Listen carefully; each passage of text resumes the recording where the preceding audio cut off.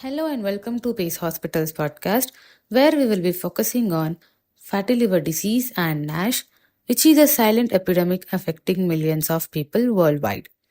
Despite its widespread prevalence, it can often go unnoticed until it advances to later stages.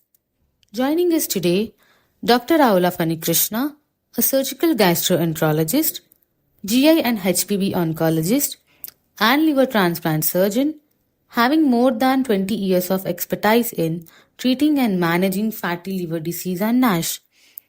Today we will discuss about fatty liver disease and NASH, a condition that affects more people than we realize. Dr. Ravula Phani Krishna, thank you for joining us at Pace Hospitals, High Tech City. Thank you for inviting me today. I would like to address you on a topic of utmost importance: fatty liver disease, NAFLD, and its most severe form, NASH, non alcoholic steatohepatitis. These conditions have become a growing concern in our society, and understanding their implications is crucial for our collective well being. Let's delve into the intricacies of these liver disorders, their causes, and their potential impact on public health. Dr. Ravula Phani Krishna, thank you for joining us. Let's start by understanding what fatty liver really means. Fatty liver is a condition in which at least 5% of the liver cells have been replaced by fat. So that we call that fatty liver. However, of course, in the clinical implications, to detect by ultrasound, at least only once 30% of your liver is replaced by fat, we can pick it up on ultrasound. So the fatty liver is usually due to, the commonest is due to obesity and sedentary lifestyle, which we call as non-alcoholic fatty liver disease, NAFLD, NAFLD. And there's also an alcoholic fatty liver disease, which is brought about by the consumption of alcohol. And there are other types of fatty liver disease which can be brought about by some medical conditions, some drugs, and so on and so forth. But today our discussion will be limited to the fatty liver, the commonest form of fatty liver, which is caused by the lifestyle, obesity, and diabetes in the absence of alcohol.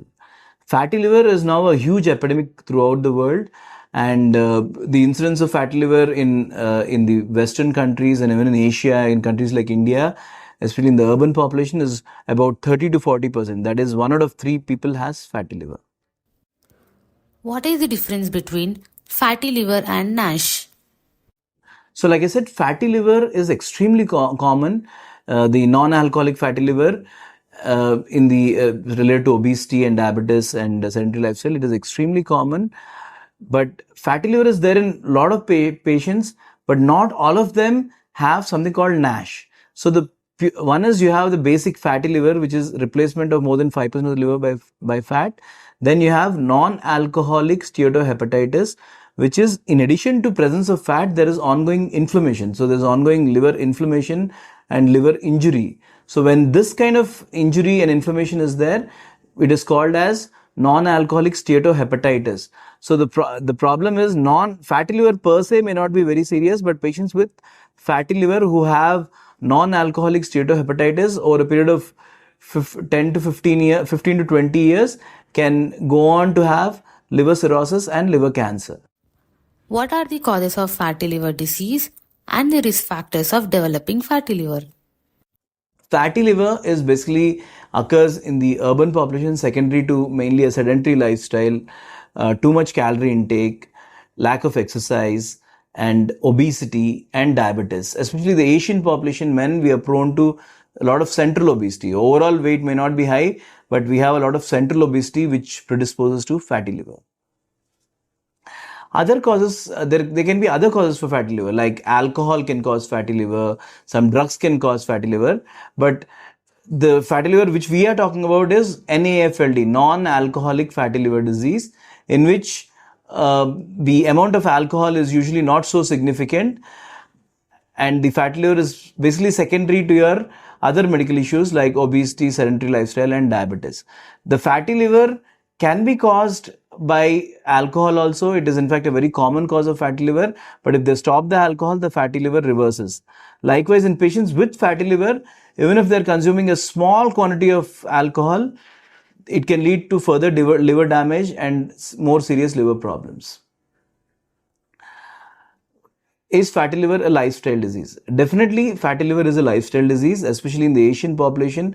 We have a bouquet of diseases. We have type 2 diabetes, we have hypertension, we have hyperlipidemia, high cholesterol levels, we have central obesity, we have fatty liver, and all these issues.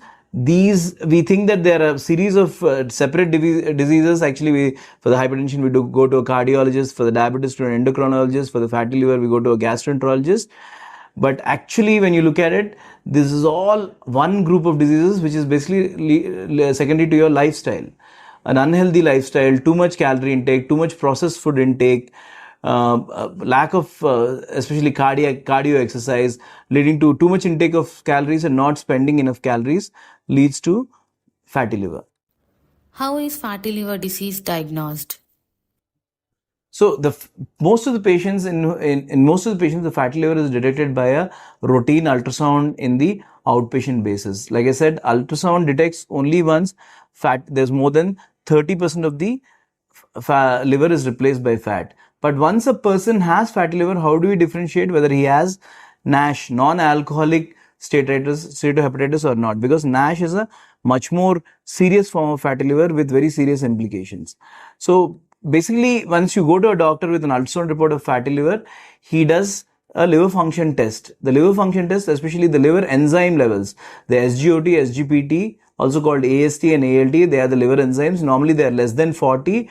If the liver enzyme levels are elevated, that means these enzymes should be inside the liver cells. Because of increased injury, they are breaking down and the blood levels of these enzymes are increasing. That means there is a possibility of ongoing non-alcoholic steatohepatitis. So in patients whom we have this suspicion, we have two tests.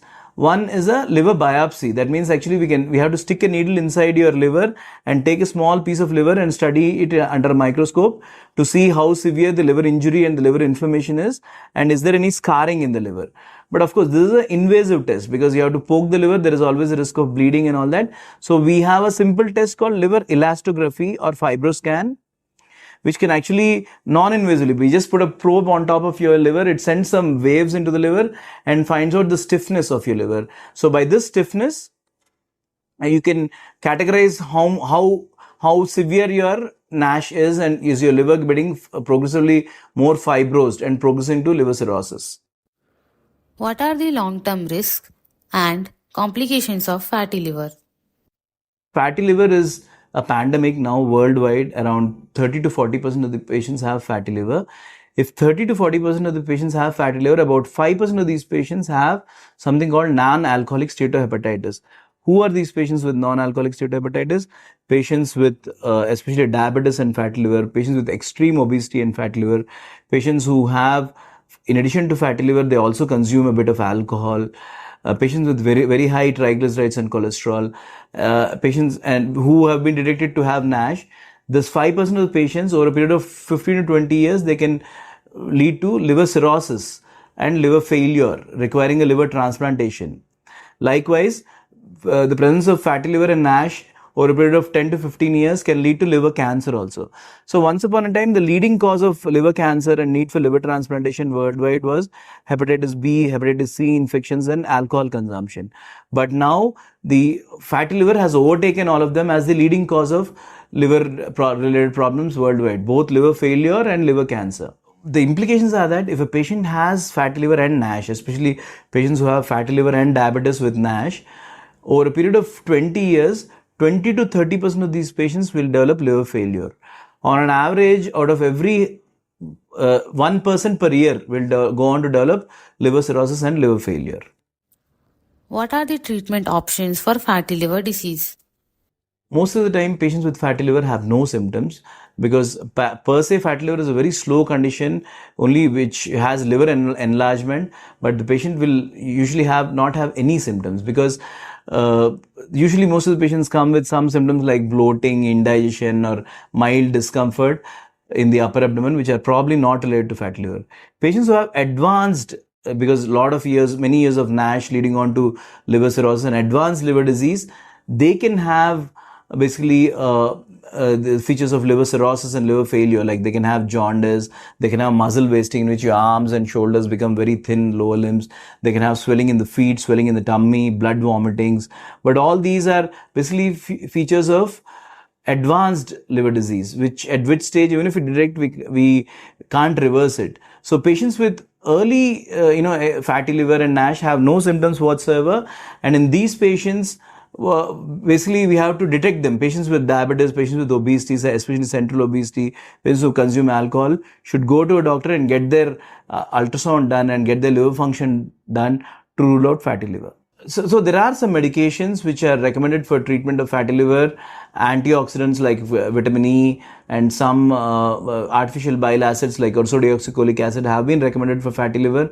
But honestly speaking, there is no medication which will reverse fatty liver or which will reverse NASH. But fatty liver or NASH is a reversible condition. When a patient has a fatty liver or a NASH, it can be completely reversed. But once the fatty liver or NASH, over a period of 15 to 20 years time, becomes cirrhosis, once you have cirrhosis, even if you treat the underlying cause, the cirrhosis does not get reversed. The same way as a patient with hepatitis B, hepatitis C, or alcohol, in the early stages, if we treat the hepatitis B, C infection or stop drinking alcohol, the liver becomes normal. But once the liver becomes cirrhotic, even if you treat the hepatitis B, hepatitis C, or stop alcohol consumption, it's a progressive, irreversible process. The main treatment of fatty liver is first is to get yourself checked by a doctor for fatty liver. Patients with NASH, patients with diabetes with fatty liver are at a very high risk of going for NASH and subsequent cirrhosis. So these patients should achieve, the only way to reverse the fatty liver, reverse the NASH, is by achieving weight loss. Only when you, at least, like you have to see, usually a simple formula is, you look at your height in centimeters. If you're 170 centimeters, for example, minus 100 is your ideal body weight, roughly. So the more closer you are to your ideal body weight, if you lose around 10, 12 kilos in patients who are around about 20 kilo overweight, if they lose 10 to 15 kilos of weight, the fatty liver and NASH reverses. And that's the only way. And patients with alcohol, if you're obese and already have fatty liver, they should absolutely abstain from alcohol totally, because alcohol not just contributes to the fatty liver and obesity, it will also increase the rate of liver damage and increase the risk of cirrhosis. So the main treatment of fatty liver is prevention by a healthy lifestyle, cutting down on your carbohydrate intake, cutting down on the junk food, processed food intake, avoiding alcohol, healthy lifestyle, and active lifestyle, increasing the protein in your diet, increasing the fiber in your diet. These kind of things are the main thing for prevention of fatty liver rather than treating fatty liver. What are the best foods to eat for fatty liver? So a lot of patients keep asking us, once you have fatty liver, what kind of food I should take? Again, like I said, processed carbohydrates, your rice, chapati, idli, dosa, bread, biscuit, haldirams, the bhajis, bhujiyas, all those kind of processed, which is made from wheat flour, rice flour, those kind of processed foods, cookies, cakes, all flour items should be cut down. And a diet which is rich in fruits also, high glycemic index fruits like oranges, mangoes are not good. Watermelon, muskmelon, papaya, guava, these kind of fruits are good. And a lot of vegetables like aloo and all that, they are carbohydrates. But all other green leafy vegetables, they're all very good for the health. More of salads. And protein intake is good. Protein intake, chicken, egg, especially the white meats. Chicken, egg, fish, avoiding the red meats, mutton, beef. So these kind of dietary and lifestyle changes, and maintaining your body weight as close to the ideal as possible, avoiding central obesity as much as possible, is important to prevent fatty liver and reverse fatty liver as well. Is bariatric surgery a viable treatment option for NFLD or NASH?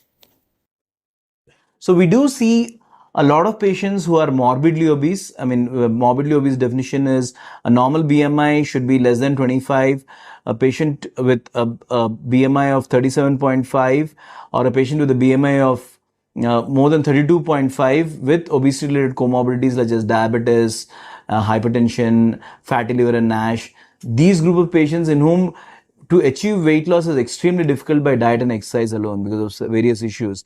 So in these patients, especially when you have fatty liver and NASH, definitely they would be benefited by bariatric surgery, because like I said, the fatty liver NASH remains asymptomatic over a period of 15 to 20 years and leads on to cirrhosis. And once you have cirrhosis, it's too late. You will inevitably become very sick and be at a risk of developing liver cancer and need a liver transplantation. So to prevent that, in patients with morbidly obese patients, bariatric surgery is a very useful adjunct, because it not just treats your the fatty liver and NASH, but also other obesity-related problems such as type 2 diabetes, hypertension, obstructive sleep apnea, the risk of cancer. They're all reduced. Is fatty liver dangerous? Fatty liver can cause death, basically, especially in fatty liver patients with significant obesity, fatty liver patients who consume alcohol, fatty liver patients who are diabetic. In these kind of patients, once it goes to NASH, NASH can, over a period of, like I said, 15 to 20 years, it can lead to liver cirrhosis and liver failure, which is an incurable condition except with transplant. And also it can lead to liver cancer. So these can lead to death of the patient. Not just that, it has been found that the life expectancy of patients with fatty liver is less than, even without NASH, the life expectancy of patients with fatty liver without NASH is also lesser than the patients without fatty liver. The reason is, like I said, all these things come in a bouquet. Your risk of heart disease, risk of stroke, hypertension, diabetes, cancers, all these things come as one bouquet. And so in these patients with fatty liver are at a higher risk of developing death due to cardiac disease and death due to cancer compared to the regular population. How does fatty liver disease impact the need for liver transplantation? So liver transplantation for fatty liver is, of course, treatment for end-stage fatty liver disease patients. Once your fatty liver has been there for so many years with chronic inflammation going on in the liver, and that has led to either liver cancer or a liver failure, in which the the liver has stopped its synthetic function and you develop symptoms such as ascites, fetal edema, blood vomitings, effect on the brain, which we call encephalopathy. In these kind of patients, basically end-stage liver disease, it is irreversible and liver transplantation is needed. In these patients with fatty liver, even liver transplantation has its higher risk than the regular population, because a majority of them are very obese, and the risk of the technically and the post-operative recovery wise, the surgery is more higher risk in an obese patient compared to a non-obese patient. And because in these patients, usually fatty liver is associated with obesity, they have other comorbidities such as long-standing diabetes, hypertension, cardiac disease, which further complicate the transplant surgery. Thank you, Dr. Ravula Phani Krishna, for being with us, for sharing crucial information on topic fatty liver disease and NASH to our listeners. I hope this information will empower listeners with the knowledge to advocate for regular screenings and support groundbreaking research. Together, we can make significant strides in preventing, managing, and ultimately conquering liver disorders. If any of you have any further questions regarding fatty liver disease and NASH, please don't hesitate to consult a gastroenterologist. And remember, it's the small everyday choices that add up to big health wins. Your liver is your body's unsung hero, and giving it a little attention goes a long way. Thank you. We will see you soon with another episode on Pacehospitals podcast.